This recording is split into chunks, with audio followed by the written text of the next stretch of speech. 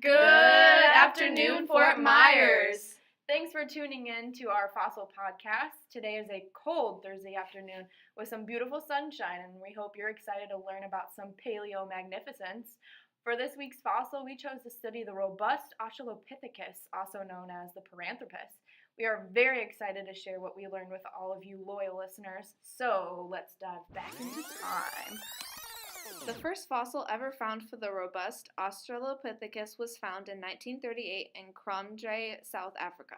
A jaw fragment and molar were found by a young schoolboy in a Kromdraai cave. This fossil was estimated to be around 2 to 1.5 million years old. Robert Bloom, a scientist, was the first to publish about it in the Nature paper he was writing. Robert Bloom was also the man that gave this fossil its name.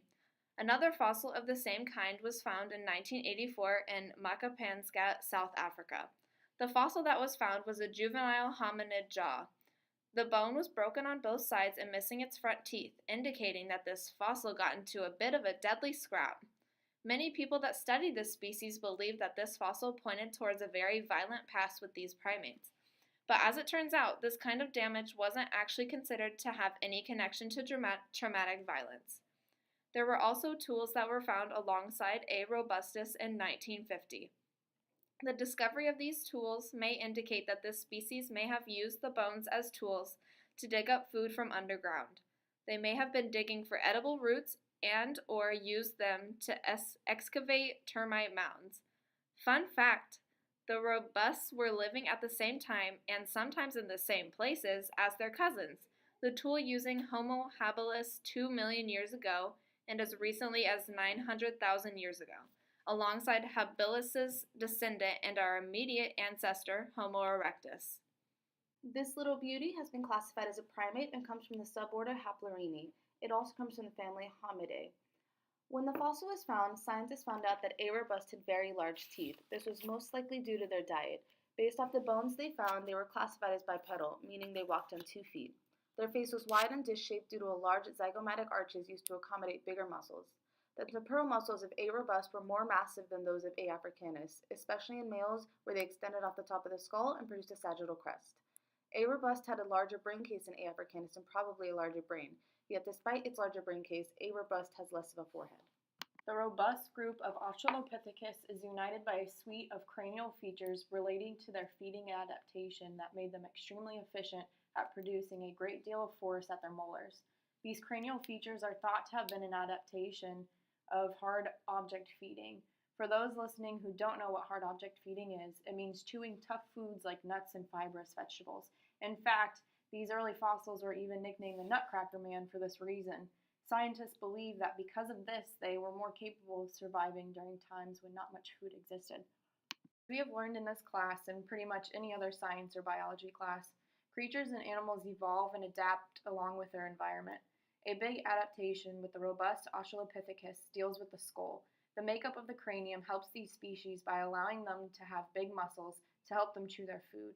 This form of Australopithecus can bite things with such a great force that exceeds 1,700 pounds per square inch. That's roughly the same amount as a hippo. This gives them more food options to feast on. Every primate, or species as a matter of fact, have very different ways of living their life.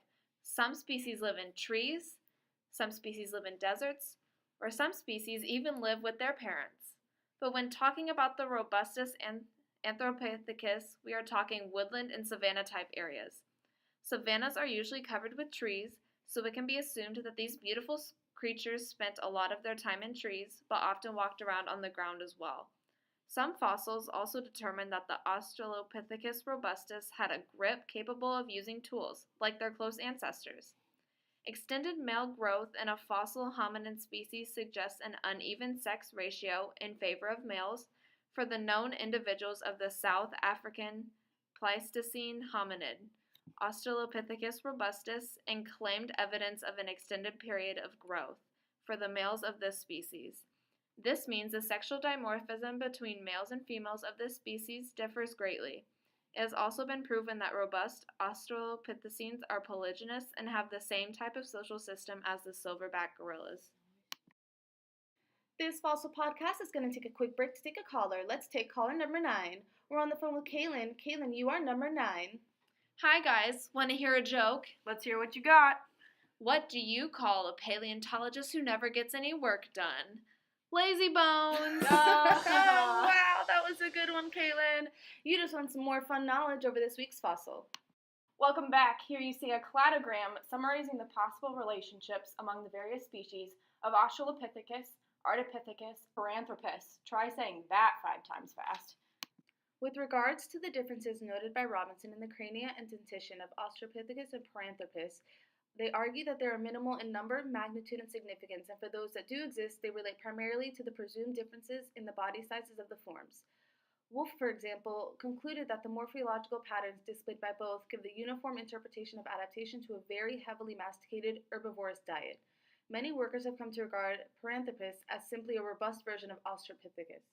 The question of whether the morphological differences between them are not simply the scaling effects of the concomitant body size differences, rather than the evidence of distinct functional adaptations, have been the subject of debate for the past decade. We would like to take this time to thank all of our wonderful sponsors for this beautiful podcast. Thanks for watching. Tune in next week for our final exam.